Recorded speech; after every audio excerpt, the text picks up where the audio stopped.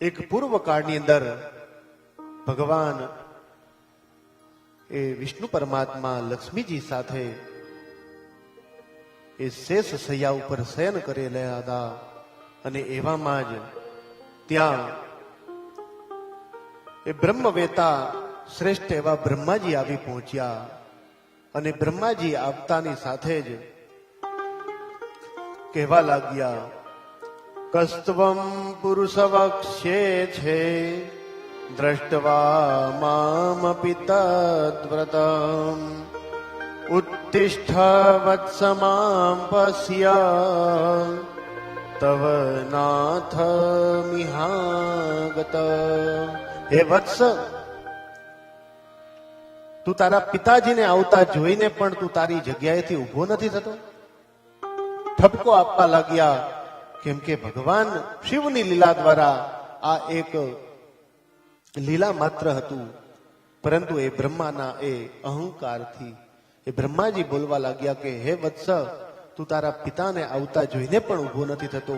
તને ખબર છે કે હું અહીંયા આવી રહ્યો છું તો પણ તું મને ઉભો થઈ પ્રણામ પણ નથી કરતો. તારા પાર્ષદો છે એ પણ કોઈ વિવેક બુદ્ધિથી મને સ્થાન નથી આપતા.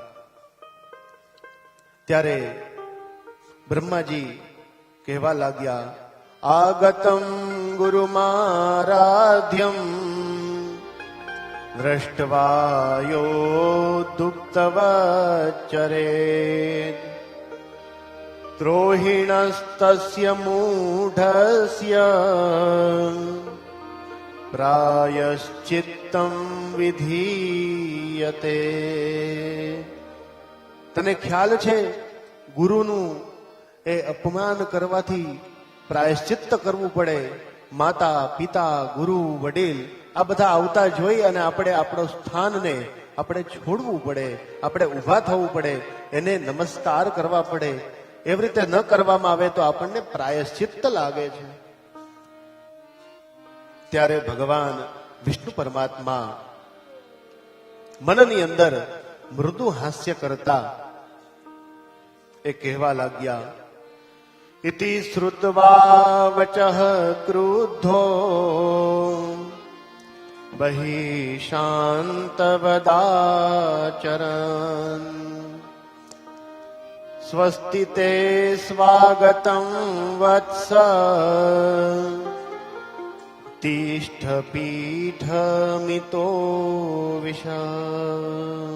હે વત્સ, અહીંયા સ્થાન છે, અહીંયા આપ બિરાજિત થાઓ.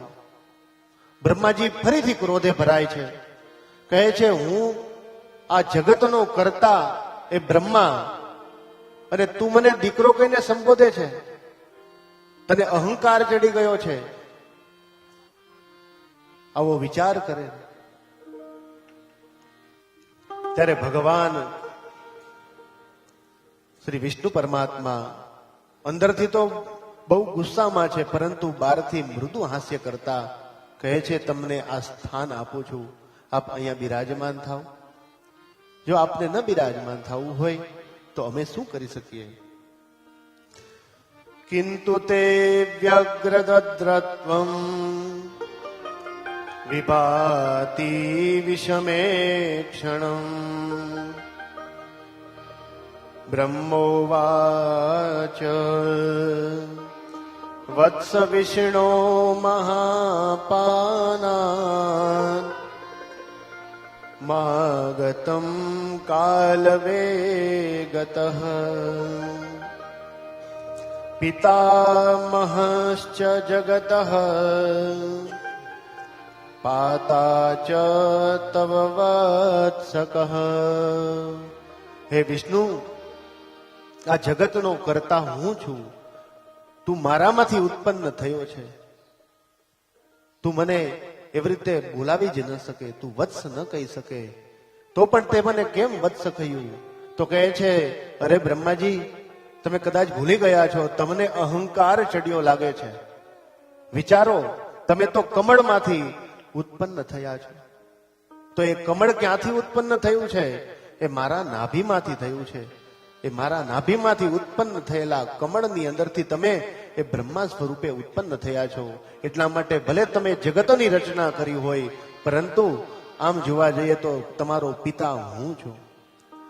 આમાં શ્રેષ્ઠ કોણ, કોનો પિતા, શ્રેષ્ઠ કોણ છે, આવું વાક યુદ્ધ છેડાય છે. અને એ વાક યુદ્ધને એટલી માત્રામાં વધી ગયું કે એ પછી તો સામસામા આવી ગયા, યુદ્ધ કરવા માટે તૈયાર થયા. આ તરફ દેવતાઓ, બ્રહ્મ ઇન્દ્ર આદિ દેવતાઓ જોવા લાગ્યા છે કે અરે આ શું થઈ રહ્યું છે, આ તો કેવી લીલા છે. આ સૃષ્ટિના બે સમર્થ દેવ, એક જગતને ઉત્પન્ન કરવા વાળો દેવ અને એક જગતનું રક્ષણ કરવા વાળો, એનું પાલન કરવા વાળો દેવ, આ બંને જણા આજે બાજી રહ્યા છે. આ તરફ ભગવાન વિષ્ણુ પરમાત્માએ એમનું મહાદેવજી આપેલું મહાદેવાસ્ત્ર કાઢે છે, તો આ તરફ બ્રહ્માજી પાશુપાતાસ્ત્ર કાઢી અને બંને યુદ્ધ કરવા માટે તૈયાર થાય છે. આમ ભીષણ યુદ્ધને જોઈ અને ઇન્દ્રાદિ દેવતાઓ મનની અંદર વિચાર કરે છે કે હવે શું કરવું જોઈએ આપણે. ત્યારે હવે તે બંને દેવતાઓને યુદ્ધ કરવા તૈયાર થયેલા જોઈ અને એ દેવતાઓ ભગવાન ભોળાનાથ મહાદેવજી પાસે જાય છે અને મહાદેવજીની પ્રાર્થના કરે છે. જય હો પ્રભુ. ભગવાન ત્યાં કૈલાસ શિખર પર બિરાજમાન હતા અને ત્યાં બિરાજમાન ભગવાનને ત્યાં પાસે પહોંચી નમસ્કાર કરે, પ્રાર્થના કરે, સ્તુતિ કરવાનો આરંભ કર્યો. અને ભગવાન મહાદેવજીએ જણાવ્યું, કહો આપની જે કામના હોય તે. ત્યારે ઇન્દ્રાદિ દેવતાઓએ કહ્યું કે આ જગતના બે મુખ્ય દેવ છે, એ આજે યુદ્ધ કરવા તૈયાર થયા છે. કોણ શ્રેષ્ઠ છે એવી નાની એવી વાતમાંથી આમને આવડો મોટો વેગ ધારણ કર્યો. યુદ્ધ કરવા તૈયાર થયા છે અને યુદ્ધ કરે તોય પણ હવે તો મહા અસ્ત્ર ઉપર આવી ગયા છે. હવે તો અસ્ત્રથી યુદ્ધ કરવાનો પ્રારંભ કરવાના છે. મહાદેવજીને ઈચ્છા થઈ કે ચાલો હું પણ આવું એ યુદ્ધ જોવા માટે. અને આ તરફ દેવતાઓને વડાવી અને ભગવાન ભોળાનાથ ત્યાંથી એ યુદ્ધ તરફ જ્યાં થઈ રહ્યું હતું ત્યાં જઈ અને જોવે છે. ભગવાન પોતાની માયાથી અદ્રશ્ય થઈ અને દરેક પ્રકારની લીલાઓ જોઈ રહ્યા છે. આ તરફ ભગવાન વિષ્ણુ અને બ્રહ્માજી દ્વારા એ થયેલું ચાલી રહેલા યુદ્ધને જોઈ અને આ તરફ બંને દેવતાઓ સામસામે અસ્ત્રનો પ્રયોગ કરવા જઈ રહ્યા છે. ત્યારે એક જ્યોતિ સ્વરૂપે મોટો એવો પ્રકાશ થયો અને પ્રકાશ થતાની સાથે જ ભગવાન ભોળાનાથ મહાદેવ શંકરનું એ લિંગ સ્વરૂપ પ્રગટ થયું. અને એ લિંગ સ્વરૂપ પ્રગટ થતાની સાથે જ ત્યાં એક જ્યોતિ આકાર લઈ રહી. આ તરફ દરેક દેવ દેવતાઓ વિસ્મય પામ્યા અને વિસ્મય પામતાની સાથે જ ત્યાં એક જ્યોતિ પુંજ ઉભો થઈ ગયો. એની લંબાઈ હતી છેક ઉપર સુધી અને નીચે જોયું તો એનો અંત પણ નતો આવતો. આમ જોઈ અને બ્રહ્મા અને વિષ્ણુ જે સંહાર કરવા માટે એમના અસ્ત્ર હતા એ અસ્ત્ર પણ ત્યારે શાંત થઈ ગયા. અને શાંત થયેલા એ અસ્ત્રને જોઈ અને એ જ્યોતિ તરફ બે હાથ જોડી અને બ્રહ્મા અને વિષ્ણુ ત્યાં ઉભા થયા છે. આવો જય જયકાર સાથે બોલો લિંગેશ્વર ભગવાન કી જય, સોમનાથ મહાદેવ કી જય. આ તરફ આ દિવ્ય પૂજને જોઈ, આ સ્તંભને જોઈ અને ભગવાન બ્રહ્માજી અને વિષ્ણુ ભગવાન આ બંને દેવતાઓ વિસ્મય પામ્યા. આ શું થઈ રહ્યું છે? આ તો આવડો મોટો આ અગ્નિ જેવો સ્તંભ અહીંયા કેવી રીતે પ્રગટ થયો?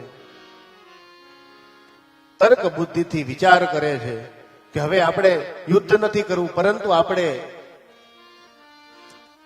આ જે સ્તંભ છે એ સ્તંભનું આપણે જોઈ આવીએ કે આની ઊંચાઈ કેટલી છે, આ ક્યાંથી આનો અંત છે અને ક્યાંથી આદિ ઉત્પન્ન થયું છે.